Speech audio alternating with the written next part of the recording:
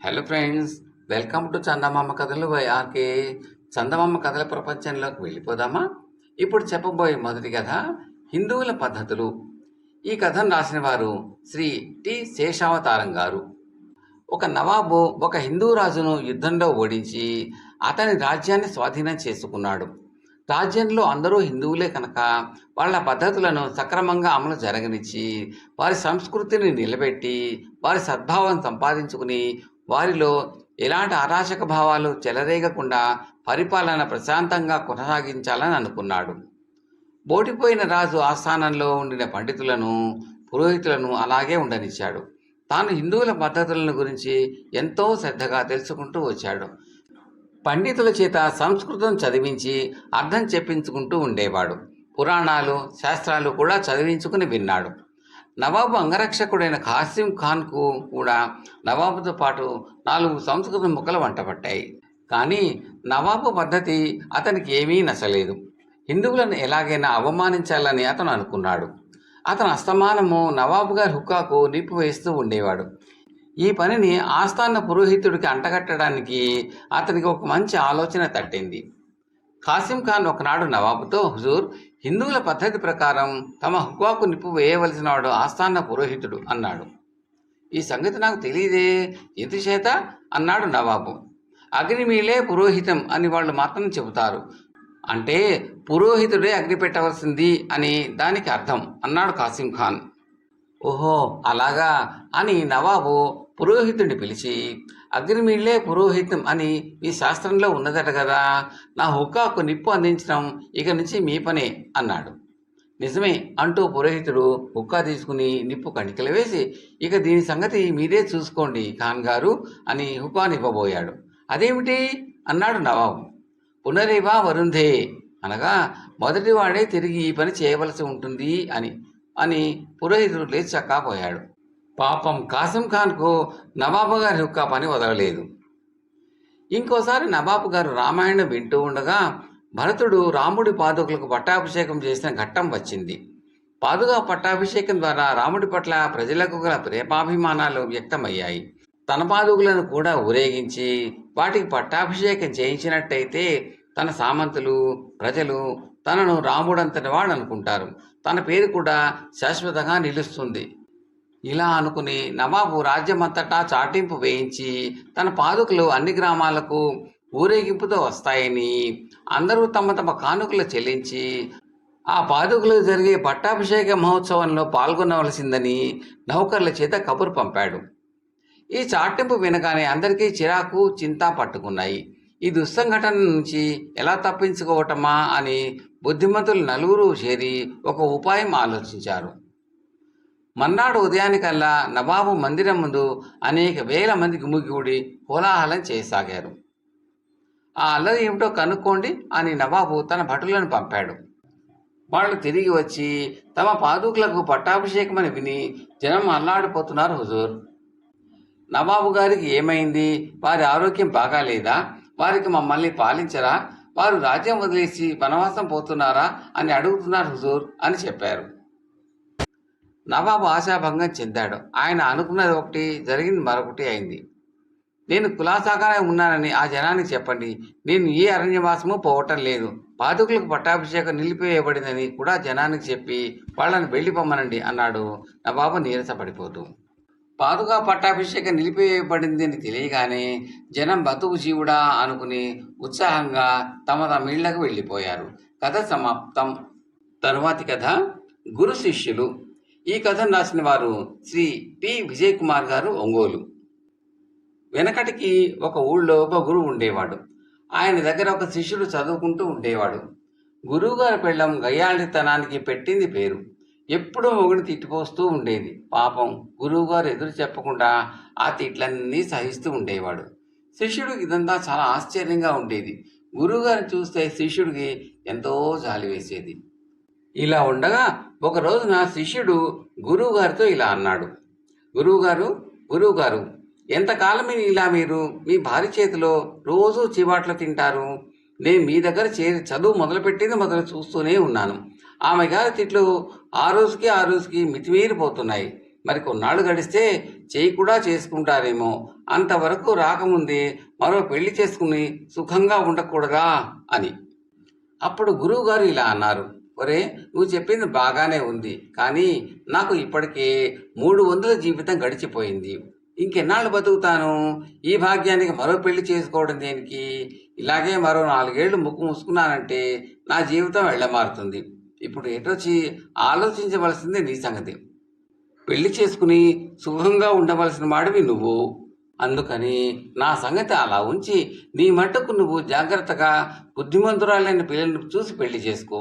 కానీ ఒక సంగతి మాత్రం నిజం, నువ్వు ఎంత బుద్ధిమంతురాలని చేసుకున్నా కొన్నాళ్ళు అయ్యేసరికి నీ మీద సవారీ చేయకుండా ఉండదు. ఇది నా అనుభవం మీద చెబుతున్నాను. నీవు పెళ్లి చేసుకుని కాపురం చేస్తుండేటంతవరకు నేను బతికి ఉంటే నీ పెళ్ళం ఎంత బుద్ధిమంతురాలో నేను చూడకపోను అన్నాడు. అలా అనకండి గురువుగారు, అప్పటిదాకా మీరు బతికే ఉండాలి, కానీ నేను చేసుకునే పెళ్ళం ఎంత బుద్ధిమంతురాలో మీరే కళ్ళారా చూస్తారు అన్నాడు శిష్యుడు. కొంతకాలం గడిచింది. శిష్యుడు చదువు పూర్తి అయింది. గురువుగారి దగ్గర సెలవు తీసుకుని తన స్వగ్రామానికి వచ్చేశాడు. మరికొద్ది రోజుల్లో శిష్యుడికి పెళ్లి అయింది. మన శిష్యుడి పెళ్ళం గయ్యాళితనంలో గురువుగారి పెళ్ళాన్ని మించిపోయింది. పాపం శిష్యుడు ఏం చేస్తాడు? గురువుగారిని వెక్కిరించినందుకు తనకు ప్రాయశ్చిత్తంగా ఇలాంటి పెళ్ళం దాపురించిందని విచారించాడు. ఎలాగో రోజు చీవాట్లు తింటూ సంసారం సాగిస్తున్నాడు. ఇలా ఉంటూ ఉండగా ఒకనాడు గురువుగారు శిష్యుడు గ్రామం మీదుగా పక్క ఊరు వెళ్ళవలసి వచ్చింది. శిష్యుడు ఎలా ఉన్నాడో చూసిపోదామని గురువుగారు శిష్యుడింటికి వచ్చాడు. గురువుగారిని వాకిట్లో చూడగానే శిష్యుడికి పై ప్రాణాలు పైనే పోయాయి. కాసేపటికి తెప్పరిల్లుకుని కుశల ప్రశ్నలు అడిగాడు. ఫలానా ఊళ్ళో పని ఉండి పోతున్నాను, ఇక్కడ దాకా వచ్చేసరికి నీ సంగతి జ్ఞాపకం వచ్చి ఎలా ఉన్నావో చూసిపోదామని వచ్చాను అన్నాడు గురువుగారు. గురువుగారు ఆ పూటకి తన ఇంట్లో మకాం వేయకుండా వెంటనే వెళ్ళిపోతే బాగుంటుందనుకున్నాడు శిష్యుడు తన మనసులో. కానీ చూస్తూ చూస్తూ ఎలా వెళ్ళమంటాడు? అందుకని తనకి ఇష్టం లేకపోయినా ఈ పూటకి ఇక్కడ ఉండి భోంచేసి సాయంత్రం వెళ్తురు గాని అన్నాడు శిష్యుడు. సరే అన్నారు గురువుగారు. అప్పుడు శిష్యుడికి పెద్ద దిగులు పట్టుకుంది. నా పెళ్ళాం నన్ను రోజులాగా ఇవాళ కూడా చెడమడ తిట్టిపోస్తుంది కాబోలు. గురువుగారిని వెక్కిరించిన నా బతుకు ఆయన ముందరే బయటపడిపోతుందే అని.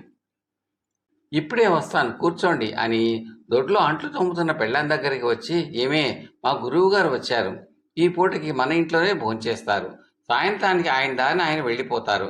ఈ ఒక్కరోజు మాత్రం ఆయన వెళ్ళిపోయేదాకా నన్ను రోజులాగా తిట్టిపోయేబోకు.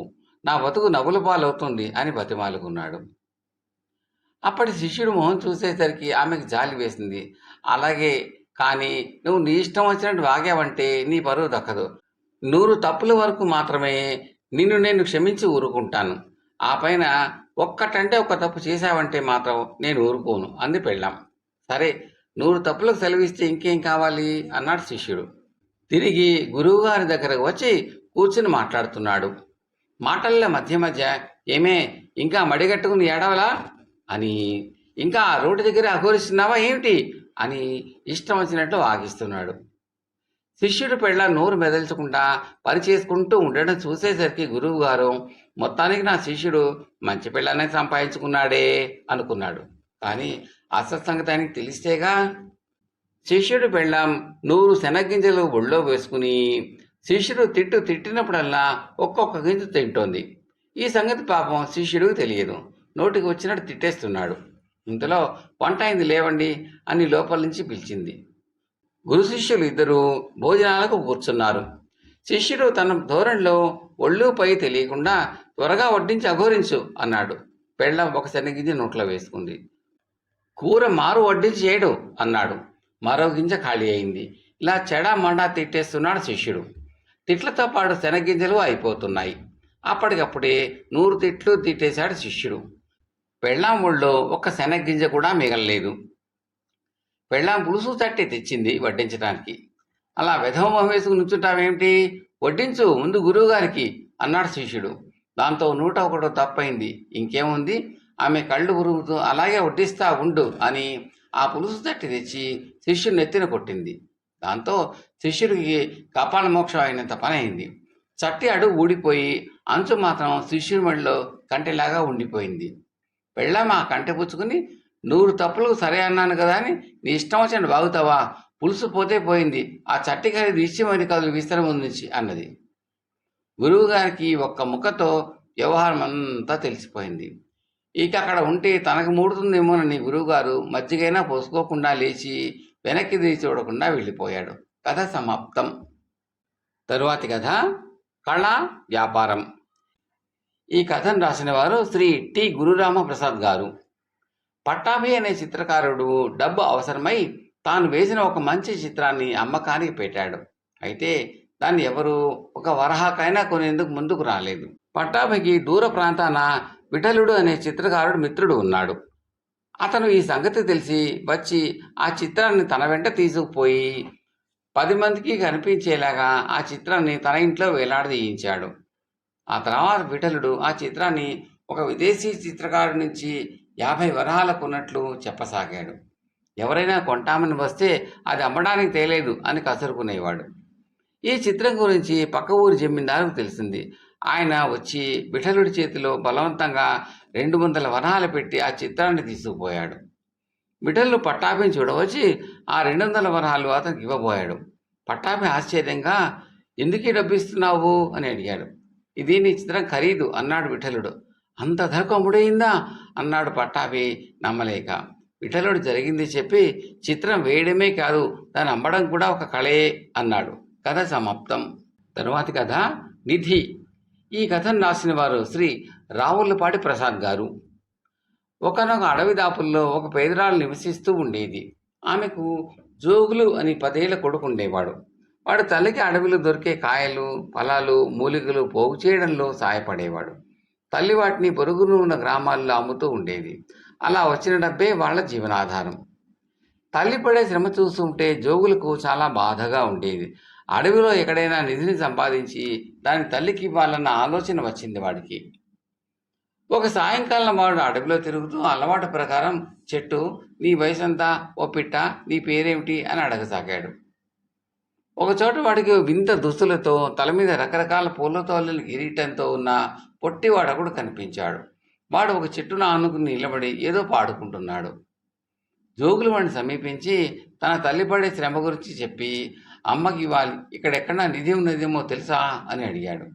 అందుకు ఆ పొట్టివాడు బిగ్గరగా నవ్వి, నిధి, ఆ నిధి మీ అమ్మకు ఏనాడో దొరికింది అంటూ గూపురి చెట్లలోకి పరుగు తీశాడు.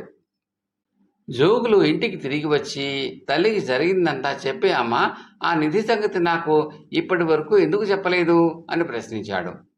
అందుకు వాడి తల్లి చిరునవ్వు నవ్వి, నాయన, ఆ నిధి నువ్వేరా అంటూ వాడిని దగ్గరకు తీసుకుని ముద్దు పెట్టుకున్నది. కథ సమాప్తం. ఈ కంటెంట్ మీకు నచ్చితే దీనిపైన మీ అభిప్రాయాలను కామెంట్లో తప్పక పెట్టండి. అది మాకు ఎంతో ఎంకరేజింగ్గా ఉంటుందండి. Thank you very much.